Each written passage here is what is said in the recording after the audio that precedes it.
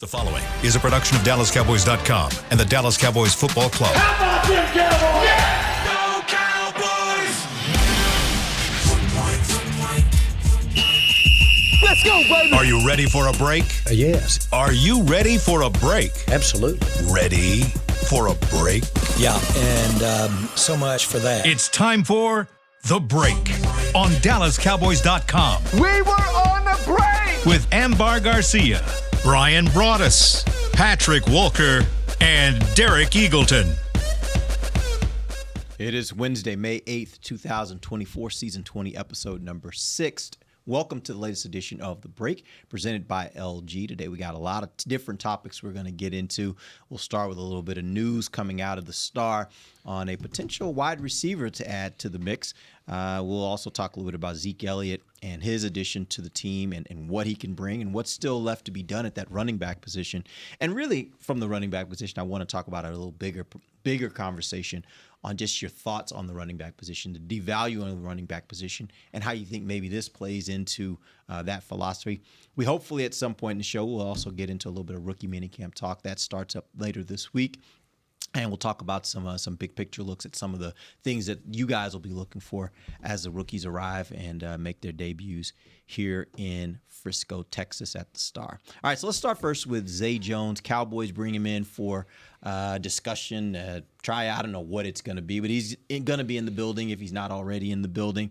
And my question for you guys, as I was looking at some of his numbers, he's a guy that has had some success, a small amount of success. You look at his numbers from 2023, not great. 9 games, he had 34 catches for 321 yards and 2 touchdowns. But 2022, which was his best season, he played 16 games. He had 82 catches, 823 yards, and 5 touchdowns. Pretty good if you're looking at him potentially as a third wide receiver. Talk to me about what you think about this potential move and how it could affect the Cowboys. I'll start with you, Patrick. First of all, go ahead and get Robert's son in here.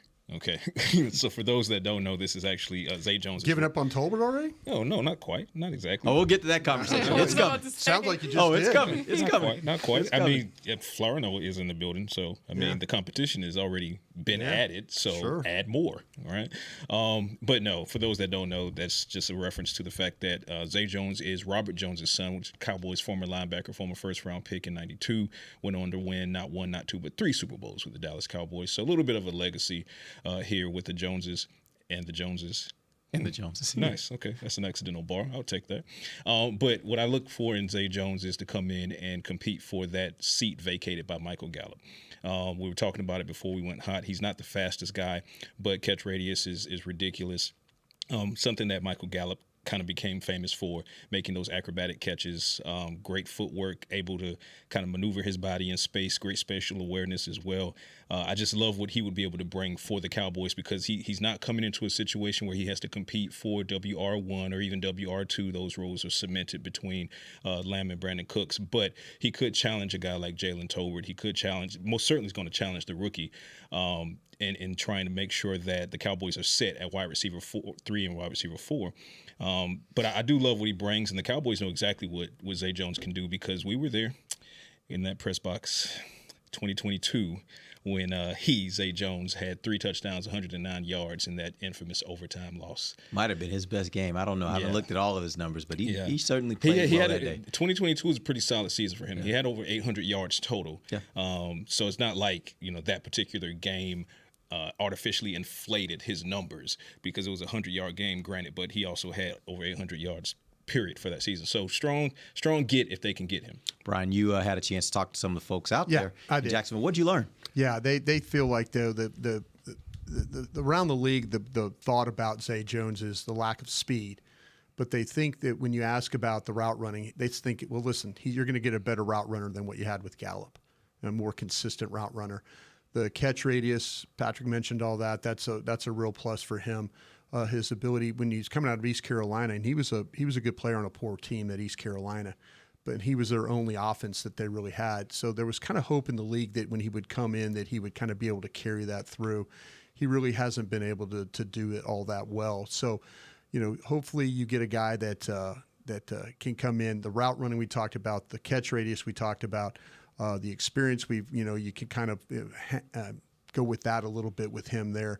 But yeah, he's going to be a guy that's going to compete for a spot. Is he? You got to look at him. I was told you look at him as a guy that's more outside in than inside out. People always say, "Well, can he play slot? Can he do?" And my guys were saying, no, you've got to think of him more of an outside guy. If he has to play inside, that he can do that. But it's better when you leave him on the outside. So which works here because you got Cooks and Lamb who both can play inside. Right, right. So the body control, balance, all those things are a real plus. And it's like I say, it's a competitive situation as we were mentioning.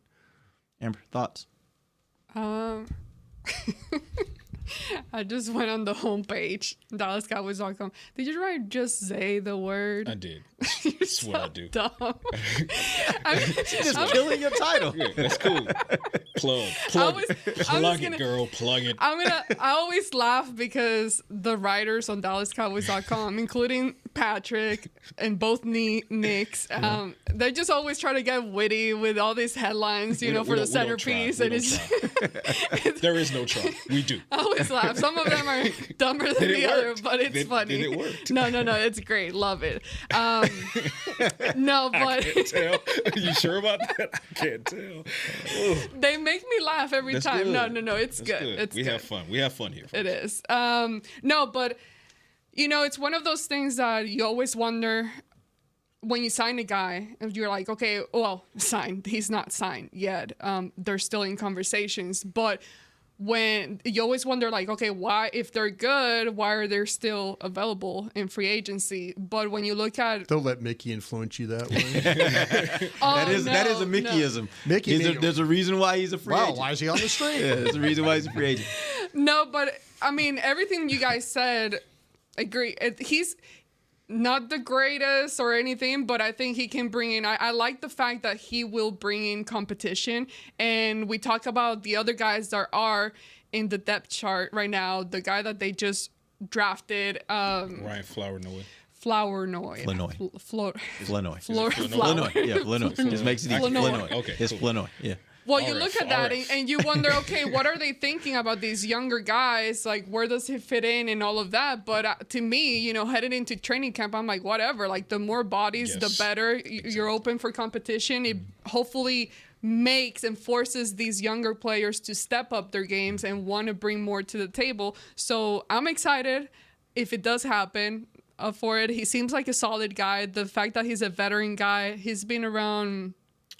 Since 17. Since Yeah, 2017. 17. Yeah. drafted in 17. 2017, second round pick of the Bills in 17. So quite a while, and I like that. I'm always down for more experience in the room, so excited for it. And he's still on the right side of 30. I mean, he's 29 right now, so he's still on the right side of 30. And I think, and for those that would say, well, why is he a free agent? Well, he's not been a free agent long. It was just a couple weeks ago, if that, when he was released by the Jacksonville Jaguars, and he's already taking visits with teams, Cowboys being one of them, obviously. So he's not going to be on the market for long. Yeah. My question, you brought up Jalen Tolbert. I think it's the big question in the room is, as you look at someone like Jalen Tolbert, whatever you think of what he's done to this point, the Cowboys are obviously hopeful that he's ready to take the next step and become more productive in their offense. Does making a signing like this, if they decide to do it, slow down the progress of for someone like Jalen Tolbert, who, again, you would expect at this point, you need to start to see that he's progressing, and will you be able to do that if there's another guy that's going to be taking those reps? I would hope from a Jalen Tolbert standpoint, he would use it as motivation to make sure that the guy coming in can't take his spot, can't take his reps. It's at this point, it's on the player, right? So it's like you said, Amboy, we're going into training camp here in a couple months, bring all the talent, bring all the bodies, and just let it sort itself out. If you're Jalen Tolbert, you need to be focused on building off of the confidence from year two. You had a fantastic year two as far as efficiency for opportunities given. You've kind of, become a student of the game behind Brandon Cooks and CeeDee Lamb, and you already know the system. Just focus on the positives if you're Jalen Tolbert. Say, okay, well, you know what? I'm going to continue to go out here and improve, because this is the front office and the coaching staff saying, look, we believe that you can do it. However, just in case, we're going to bring this other guy in. If you're Jalen Tolbert, don't let that get in your head. Don't revert back to year one, Jalen Tolbert, where you were, kind of iffy as far as your confidence and your self-confidence. Walk in the power that you have established from 2023 and make sure that he can't come in and take your spot. Make sure that Kevontae Turpin doesn't get your snaps. Make sure that Make sure that RF doesn't come in and take your reps. So that's how Jalen Tolbert has to approach it, because he's most certainly got the talent, right? It's all in how he handles all of this competition coming at him, because it's going to keep coming. I think there's a lot of questions about him as a player. About who? About Tolbert. Tolbert, gotcha. Yeah, I mean, you don't sit there and draft, a receiver, and no, it wasn't high, but the way they talk about this kid, the Flournoy, he was a guy that they really, really coveted. When they got down to the end, Blinking light. He was one of those guys. When you talk about the length, the speed, the ability to catch the football, make plays after the catch, you go out and and then you go add a Zay Jones, a veteran player. They're telling the player right there, listen, you either have to make it happen this year or you're going to be gone. I think there's a couple of guys on this team. They're in that mode right now. I think Sam Williams and I think that Tolbert are the two guys that they put a lot in. Matter of fact, they were taken right one in front of the other.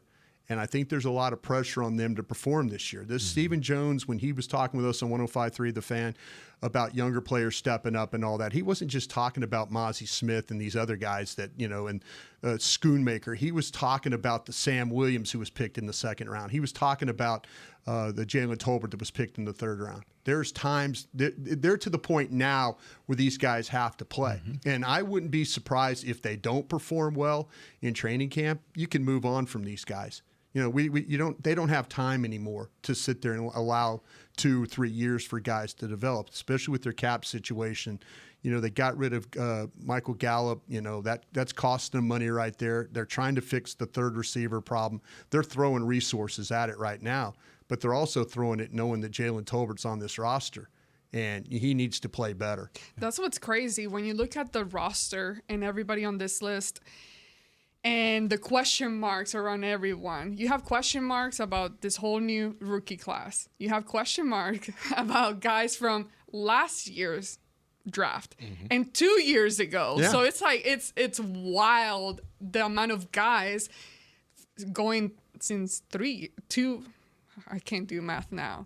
2 drafts. 2 drafts ago. No, Yeah. 3 drafts ago, because it's 1, 2, 3. Yeah, 3 years in a row, draft classes that you have a bunch of question marks and that you're gambling and betting on this, that this is going to pan out and work out, this younger talent. So it's crazy when you look at the amount of experience and the lack of experience per se, too. We've given them a lot of credit, and rightfully so, for having good drafts, but they need this draft, of course. The last draft is the question. The draft before this last one is in question. But the draft before that, the Sam Williams and the Tolbert draft and all that right there in itself, too, they've got a couple of players out of that draft that can play, but, they put a lot into Sam, and they put a lot into Tolbert as well. They need those guys, and, maybe it's going to be a time where they say, well, maybe, they've had the last couple of drafts that haven't been great. They've missed on some second-round picks, though. If you look at the corner from Kentucky, that came through here and it didn't pan out Joseph. Joseph. So, you can't continually miss on second-round picks here. No team can. I'm not just talking about the Dallas Cowboys. I'm talking about no teams can.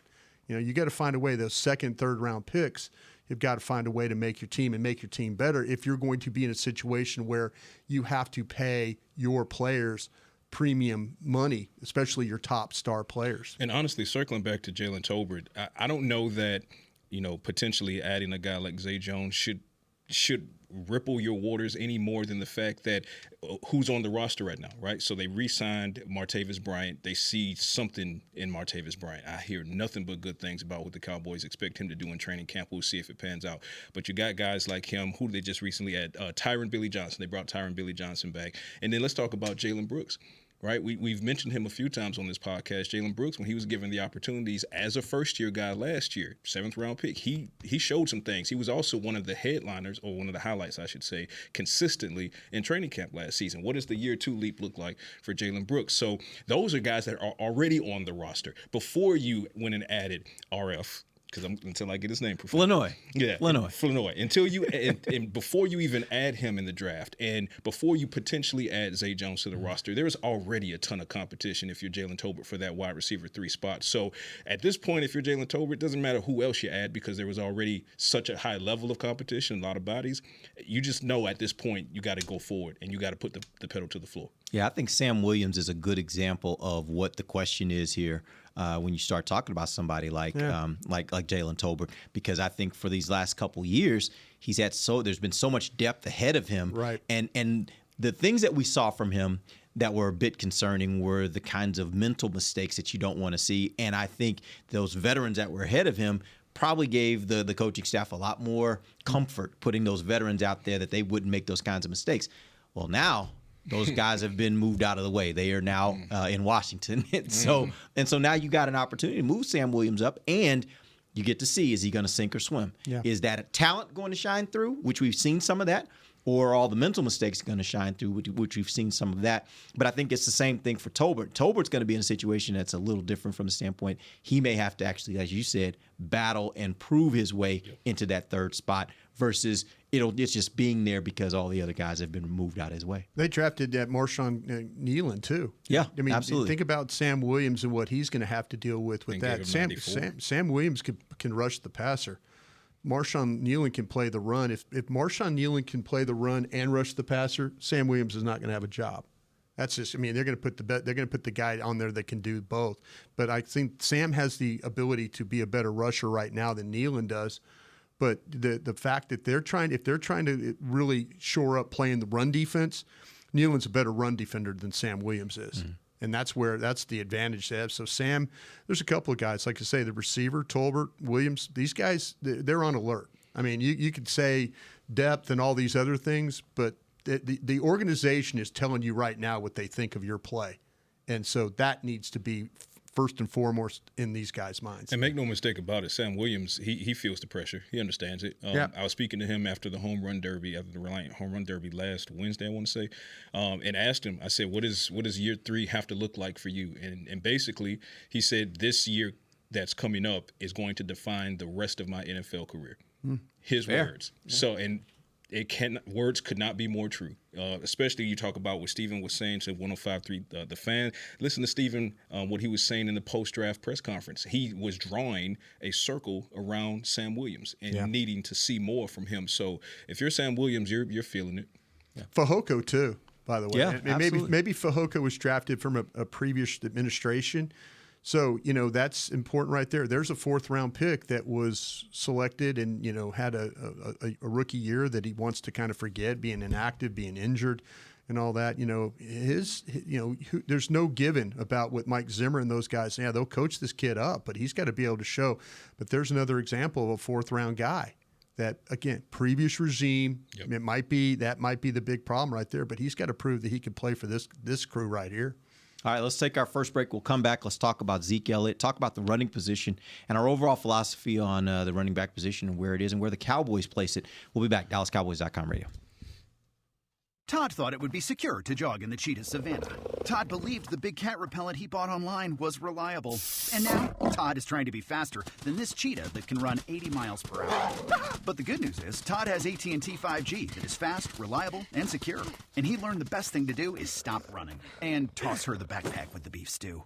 AT&T 5G. Fast, reliable, secure. It's not complicated. 5G requires compatible plan and device. 5G may not be available in your area. See att.com/5G for you for details. Cowboys fans, after that move, we've just coined the term Rowdy Replay. Let's roll back the tape. Okay, there's our mascot Rowdy cheering on the boys. And now he's on his phone, on his Bank of America mobile banking app? Staying on top of his finances with his virtual financial assistant, Erica. Bank of America's digital tools are so impressive. Cowboys fans just can't stop banking. Learn more at bankofamerica.com/can't-stop-banking. Erica is only available in the English language. You must download the latest version of the mobile banking app, only available on select mobile devices. Message and data rates may apply. Member FDIC. Welcome back into Dear Doctor, the show where I answer life's questions with an ice-cold can of Dr. Pepper. Sheila, let's hear from our next caller, would you? Dear Doctor, my friend supported me during a tough time. But what's the right gift that says, thanks for being a shoulder to cry on? Okay, this one's easy. I say give her a delicious Dr. Pepper. Nothing says, thanks, girl, better than a one-of-a-kind soda. Yes, any Dr. Pepper flavor will do. Now, just a reminder that I don't need to be a real doctor to know that Dr. Pepper is the one you deserve. They say champions are remembered, but legends are never forgotten. United Ag and Turf offers a winning lineup of John Deere equipment built to tackle any challenge on and off the field. Legendary John Deere tractors, combines, residential mowers, commercial mowers, compact construction equipment, Gator utility vehicles, and a full line of golf and sports turf equipment. United Ag and Turf, the official Ag and Turf equipment supplier of the Dallas Cowboys. Visit UnitedAgAndTurf.com to find a location near you. Back to the break.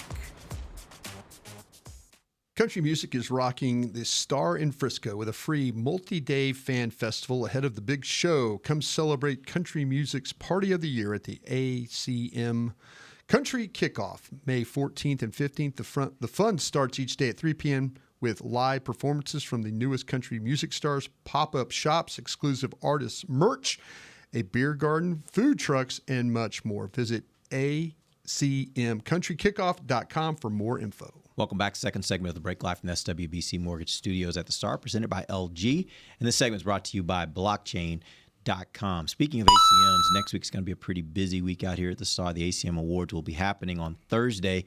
We'll have those events happening as a precursor to the awards. But also, we find out last night that the NFL schedule will be released next week. On Wednesday is what we're being told. Yeah, we thought it was going to be tomorrow, right? We did. Initially, we did, but we got some clarity on that. It's going to happen next Wednesday, I think it is, and we will have some fun goodies for you guys.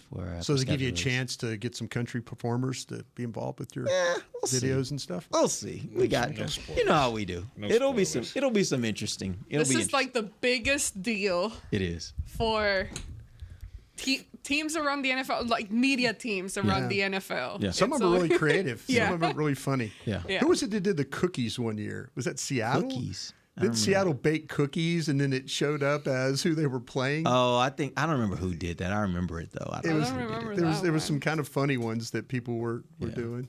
Yeah. But it'll be fun. We'll have some fun. We've been working on this for a few months. So it'll be fun. We get to release it next week. A few months. Yeah, for a few months. That tells you something. It'll be out in next week. So what you're saying is Charlotte's been on your back for the last few months. Is that hey, what they you're don't saying? even have to be on my back. It's very trust me. By September of every year, I'm like, oh gosh. Do you win schedule awards release for this is stuff? coming. No, it's literally just a. Is it bragging rights? It is bragging rights. Okay. It's a situation where you see your counterparts around the league. They know and you know who got the better of whom when it came to schedule release. Okay, so is there a ultimate judge for this? No. Like everyone. The general public. Restaurant people have Michelin stars. Yeah. Like if your restaurant gets Michelin stars, you're known as the best. It's nothing more than there's nobody that says, Derek, you guys were the best today. No, everybody will judge, and ultimately, we all will look at each other and we'll know.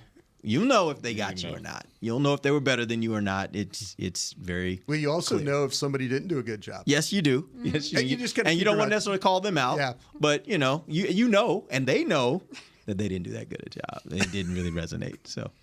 Okay. Yeah, it's a big deal. Can we go are there odds for this? Like who's going to be the best? I mean, like are the Cowboys 5-2? We're consistently among the best, I would say. Yeah. But I don't know. We'll see. You want to call it the be ones humble, that Derek. you want to call it the ones humble, that aren't? Be humble, okay? You can let other people say that, not yourself. My bad. I shouldn't have said that. Who you want to call it the ones that I aren't? will not. No, I respect all of my colleagues around the NFL. When I worked here, you didn't do that. You walked in here and said, "Can you believe this crap?" Yes, and that's when we're talking privately, not when saying, we're on the air. I'm just saying, you never did that. No, you never did. No. I can't believe I'm just Kendrick Lamar to you. Be humble. Like, be humble. I expect that from him. Like I said, everybody needs an Amber in their life. It makes sure that you never think too highly of yourself. Stay on the ground, stay on your 2 She feet. will pop that balloon. Keep an Amber in your life. Come on All right, down. But let's I'll talk about. help you Right. also float at times. Yeah, but then when you get too high, it's like, okay, come on back. Come on back down. I think Nick would disagree with She's that. always but, there with the slingshot. Yeah. That's just, Oh okay, my now. gosh. All right, let's talk about Zeke Elliott. Signed a 1-year deal. Do you guys? Here's the blunt question I have for you. On week 1 of the NFL season, do you expect Zeke Elliott to be the starter at running back with this team? As we have this conversation, yes, I do. I think right now it's a yes. Yes, wearing number 15. All right, so you all agree that. Yep. How concerned are you with that? Well, the thing that gives you hope, or is hopium, as Amber likes to say, is that we'll see the upgrades at the tackle spot. Mm-hmm. We'll see the upgrades at potentially the center spot. Thank you. We will see with the health of the right tackle. Need to see what the point of attack blocking looks like with the tight ends and camp and stuff like that. So Dallas's defense is committed now to trying to play better run defense. So you'll see some battles in training camp. If you see Dallas moving the ball on a defense, you're saying, oh, well, Dallas's defense might be in trouble, or Dallas's run offense looks a lot better as we're sitting there watching these practices. And we won't really know. Yeah. But there'll be some of those padded practices where you'll do the 9-on-7 drills, and all of a sudden they can't tackle Zeke or the backs, but you could see holes, or you could see, man, they're getting crushed. You know, Nealon is crushing Ferguson at the point of attack, or you know, Steele is not looking very good handling Tank right now.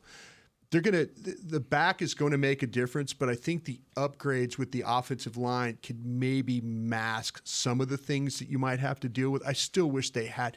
People will tell you, though, in this organization that watch Rico Dowdle run, and they say you do see a physical back, but you do see some shiftiness to his game. Yes. Yeah. So that's what I was trying to get. You know, Lloyd, the kid from USC, you know, Wright, Tennessee, those guys. That's what I was kind of hopeful for.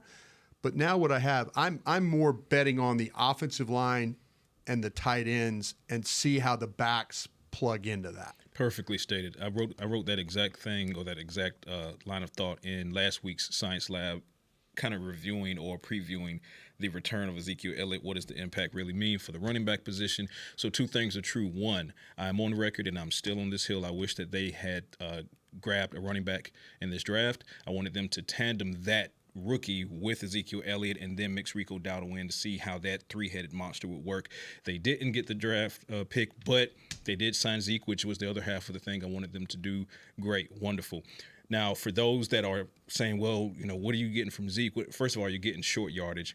You're getting a guy who is instantly the best pass protector in your running backs room. You're getting a guy who already knows the system, knows your quarterback, will protect your quarterback quite literally with his life, knows your head coach, so forth and so on. But I love what Brian pointed out, because this year, and we talked about it a lot last year, it wasn't all on Tony Pollard. It wasn't all on Rico Dowdle as far as the running back struggles. They had their struggles, but there were times where the lanes just weren't there, being opened at the point of attack. And some of that, a lot of that goes to the merry-go-round because of injuries and personnel swapping out. Fine. Now we're in 2024. You add a guy like Tyler Guyton with your first-round pick. Yes, he's going to have to go through the crash course. We'll see what that looks like week one. Cooper Beebe, I'm just going to presume Cooper Beebe is your starting center in week one. If you have that interior, we'll see what happens with Guyton. Hopefully Steele is feeling much better with that much time removed from his torn ACL. But look at this interior. It's Cooper Beebe, it's Zach Martin, it's Tyler Smith, okay? If that trio can be as dominant as we believe they can be, then your running backs are going to get their yards, because the lanes are going to be open. You're going to blink. Zeke's going to be at the second level. Rico's going to be at the second level. Then it's just on that running back to make moves in space. And I love that Brian brought up the elusiveness of Rico Dowdle, because it's there. He's not the archetype of Zeke as far as being able to get you that short yardage. We saw that last season. But we've seen that he can be the archetype of Tony Pollard. You get him in space, he's shifty. He's elusive. He can use some quickness. So I think a lot of the success of this current running back core is not even going to be on the caliber of running back. It's going to be on the caliber of who's opening the lanes in front of them. And I think that with the Cowboys addressing that with Cooper Beebe and Tyler Guyton, I think they're on the right path. Be interesting to see what they do with Deuce Vaughn. You know, because there's and they find a role for him. Yeah, there's the shiftiness, there's the quickness, there's the maybe not the finish of backs with like his speed, but the one thing when you watched him play at Kansas City, he had nowhere to go running the ball this past season. I mean, and it's not his fault if he's getting hit at the line of scrimmage or behind the line of scrimmage. And Brian, who was blocking for him at Kansas State?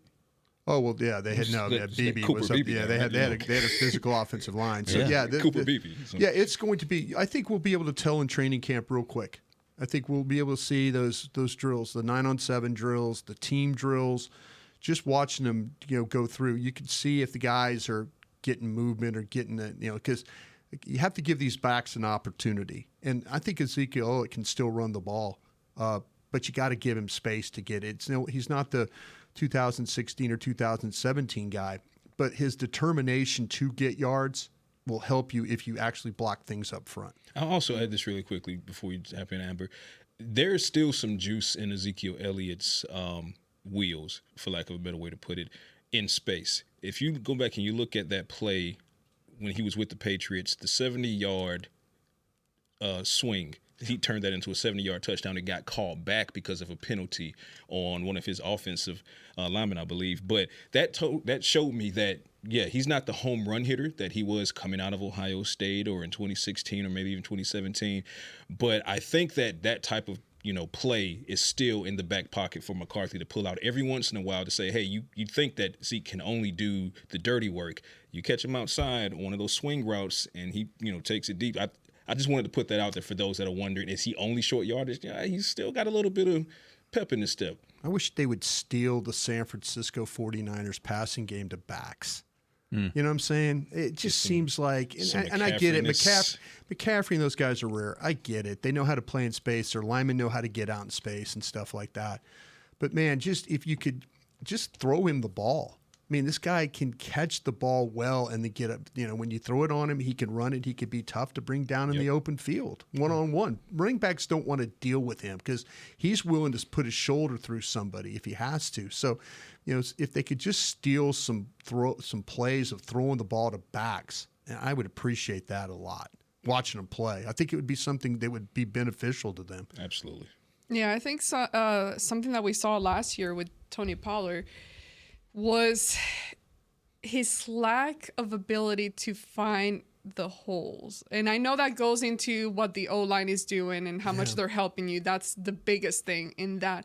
But at the same time, I remember a lot of different plays where he just couldn't really figure out where to go exactly. Miami. The indecisiveness, it hurts you. Yeah. And you're right, because what happens is if they don't block it clean, the one thing about Zeke back in the day was if you put a fullback in front of him and you make Zeke have to decide because the fullback is not sure who he's blocking, that slows up the back. And Tony did. I mean, there wasn't great blocking, but the indecisiveness, I think, was a big part of his struggles last year. And I think we've seen plays when Zeke was still here that last year. I remember seeing certain plays where it would happen to him as well. Right. But more often than not, he would find those little gaps and holes and push for those short yardage type of situations. So I'm super excited. I'm super happy. I absolutely love Zeke. I love everything about him, and I can't wait to see him here. I don't think he's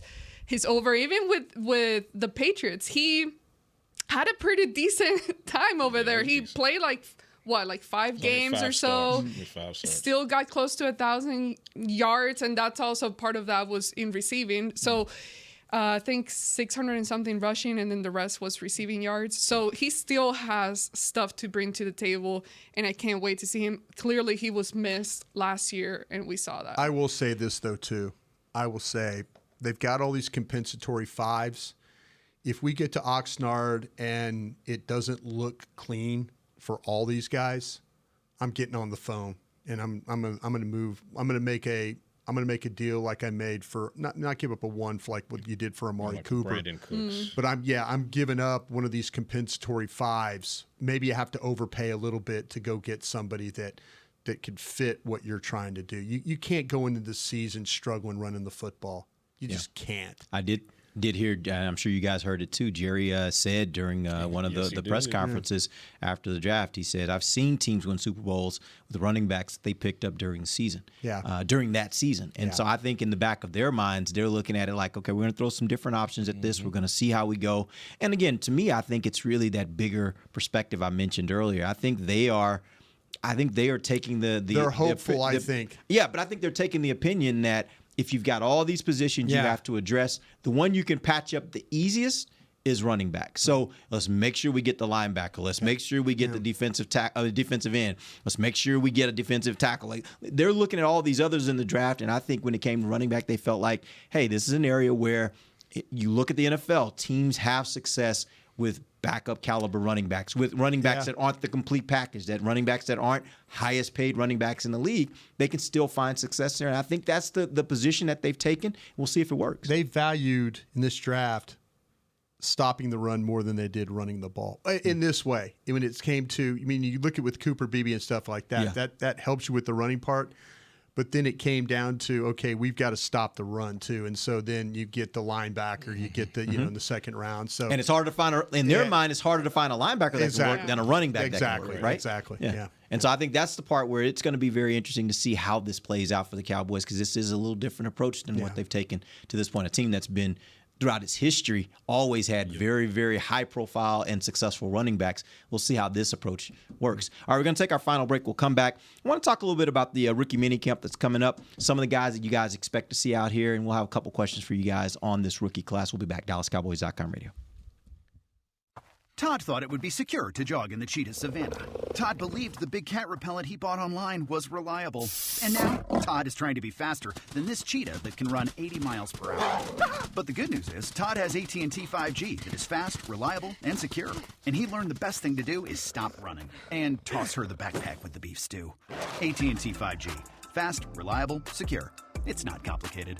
5G requires compatible plan and device. 5G may not be available in your area. See att.com/5G for you for details. Don't put off getting your oil change, Dallas. Take 5 Oil Change. A proud partner of the Cowboys is faster than you think. There's no appointment needed and no waiting room. Yep, you heard that correctly. Take 5 is so fast, you don't even have to get out of your car. You can take advantage of Take 5's fast, friendly, and simple service at any of their locations across the Dallas area. And remember, at Take 5, you stay in your car because they're faster than you think. Take 5, the official oil change of the Dallas Cowboys. It's the official men's skincare brand of the Dallas Cowboys, Jack Black. And right now, Cowboys fans can get 15% off their $75 order. Plus, because every deal needs a playmaker, your order will include a free 5-piece skincare set and free shipping. The Jack Black Playmaker is 4 of Jack's favorites and a full-sized intense therapy lip balm. Make a play for the playmaker at getjackblack.com/Cowboys with the code Cowboys VIP. That's getjackblack.com/Cowboys with the code Cowboys VIP. They say champions are remembered, but legends are never forgotten. United Ag and Turf offers a winning lineup of John Deere equipment built to tackle any challenge on and off the field. Legendary John Deere tractors, combines, residential mowers, commercial mowers, compact construction equipment, Gator utility vehicles, and a full line of golf and sports turf equipment. United Ag and Turf, the official Ag and Turf equipment supplier of the Dallas Cowboys. Visit UnitedAgAndTurf.com to find a location near you. Back to the break. Oh, I have a read. I was just sitting there thinking about things. Senior moment. Kenny Chesney's bringing his Sun Goes Down 2024 tour with Zach Brown Band and special guest Morgan Maroney and Uncle Cracker to AT&T Stadium on May 11th. Tickets are on sale now at SeatGeek.com, the official ticketing partner of AT&T Stadium. Welcome back. Final segment of the break. Live Kenny from Chesney's good. SWBC Mortgage Studios at the Star. We're brought to you by LG. Let's talk about the rookie minicamp. Obviously, the guys will start arriving, I think, as early as today. Maybe some will filter in today, but I think that the expectation but is the actual majority is time that they will spend, that you guys will get with them, we'll Friday, get some Saturday. private time on Thursday, but Friday and Saturday, the rest of the media will have an opportunity to be able to meet with them. As we start getting into these practices, obviously, there's not a lot going on. I miss the Jason Garrett practices where he made Des Bryant throw up. Right, yeah. It used to be a challenge of wills, right? Yeah. What do you guys look for when you out here watching this? Is there anything that you look at like, I just want to see this when I get a chance to actually see them in person? I think the thing that I always look for is where are they thinking about lining these guys up? Okay, figure out, where do they see Marshawn Nealon? Mm-hmm. Where do they see, Maris? Where do they see Beebe? Yeah. Center, guard, where just what's the initial thought? What's on the where initial they can thought? fit? Yeah, are they running with? Probably most of them are going to be running with second or third team guys initially. I mean, it's by themselves, right? So it'll be the rookies. So it'll be the rookies by themselves, but you'll probably be in a situation where you'll see where they have an idea of that. And when they do kind of move guys around, with Kalen Carson, the corner, I'm interested in seeing his movement skills. Like if they do run him through drills, The feet look quick. His ability to turn. You know, these guys probably are not in great shape after these camps are over. After all that, everybody gets to go home, and these guys have to stay. Yeah. And then that's where that's where these guys get back into football shape. Imani Johnson's a free agent that they got, undrafted free agent, is a safety that I'm really excited about because I saw him play at Nevada, and he's a guy that probably should have been drafted. So I'm kind of interested in some of these undrafted guys and then where they're going to line up the guys that were drafted. That's what's always fascinating to me. And great points as far as, because there is walkthroughs, basically. Yeah. So the most we can take away from the media portion is where they line this player up versus that player and how they're, rotating him. So like you said, when you talk about Cooper Beebe, is he already starting out as a center, or are they trying him at guard first and then kind of moving from there? But I'm also right there with Brian as well. So first I'll say this. I'm also looking at the rookies' physical stature. Like what kind of shape are they showing up for, right? Because that's going to be key, because obviously not necessarily a red flag on any of these rookies the Cowboys have, but there were some prospects going into the draft where, red flag was that, they put on too much weight or they're gaining weight at the wrong time. Just want to see these guys come in shape, want to see them come in ready to learn, ready to go. And I'm really, like I was saying about Brian's point, I'm really looking at these undrafted free agents because I'm wondering, because the Cowboys typically do well in undrafted free agency. So I'm trying to figure out, effective this weekend, who will stand out the most in the pool of 12 to 13 undrafted free agents, who can make some waves. Can Nathaniel Pete, the lone running back that was signed in undrafted free agency, can he make a little bit of waves, make things hard for someone like Snoop Connor, Royce Freeman, maybe Malik Davis, we don't know yet, maybe Deuce Vaughn, we'll see. But then Jason Johnson, he's a good one. Denzel Doxson is one that I'm looking at out of Illinois. We are keyed in on this defensive tackle situation. I think the Cowboys are still open to bringing in a veteran in free agency. I've said that. But when you look at what they got in Justin Rogers, 7th-round pick, still needs some polish, but Justin Rogers versus Denzel Doxson, you got two big defensive tackles that are going to put themselves on the field this weekend. So just interested to see things like that. And for me, really, above all, I want to see if any of these undrafted rookies can really start to stand out quickly. Yeah, I'll be honest. Personally, I don't get as much as like what happens on the field. Like, to me, I love actual mini camp, where you get to see the veterans blended with the rookies, and you can see the rookies' body type, how they kind of fit in and look merged with the veterans. So that's my favorite part. But from this session, rookie mini camp, what I like the most, honestly, is when we get the chance to talk to them and meet them and hear them. And that's what, do I like you? Do I not? It's for me to get the vibe. More often than not, they're always Can great. this guy play C or no? Exactly. It's all. We haven't played the game of C or no in a while. I know. But that's my favorite part of this weekend, is just getting their vibes. And usually they're always very, very happy. They just got drafted by the Cowboys or signed by the Cowboys, and they're here, and they're usually with a great attitude. But that's my favorite part. And now I've changed my tune on a lot of things, and I probably come off as a very judgy person on this show, and I'm not. This is just about football and stuff. But stop. I am not. Oh my gosh. Anyways, but again, I tell this story and I love it because when I first met Theron Bland, and I've said this on the show before, it was rookie minicamp, and we got to talk to him, and I got to talk to him one-on-one, and he was so shy and such a baby face. I'm just like, I hate saying this, but in my head, I'm like, okay, what is this guy gonna do, on the field? And then, boy, did he prove my judgmental thought wrong.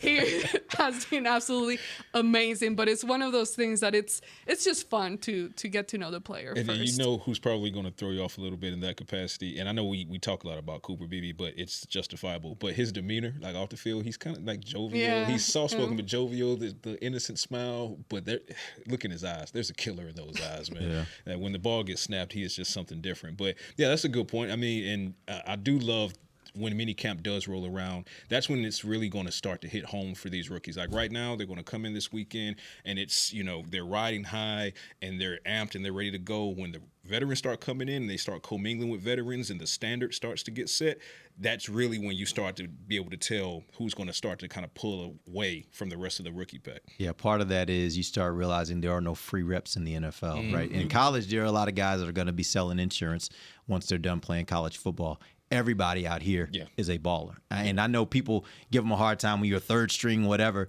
but they're a professional, and there's a reason why they're professional. So there are no easy wins out here on the NFL football field. They know that you were brought in to take their job. Exactly. So it is a challenge. It definitely is a challenge, mentally and physically. All right, we appreciate you guys joining us. We'll be back next week. We'll tell you what happened at the mini camp, if there's anything that came out of the mini camp, and then we'll also get into some other topics. A lot of good stretching. We'll actually start a little bit of a review here the next week. We only have, I think, 4 more episodes before we take our little hiatus for the summer. Amber's excited. And so we'll get into a little bit of a bigger picture look at a lot of different positions around this team and kind of set you guys up for what training camp will look like. Till then, for Patrick Walker, Brian Broaddus, and Amber Garcia, I'm Derek Eagleton. This has been The Break, live on DallasCowboys.com radio. This has been a production of DallasCowboys.com and the Dallas Cowboys Football Club. How about this, Cowboys? Yeah!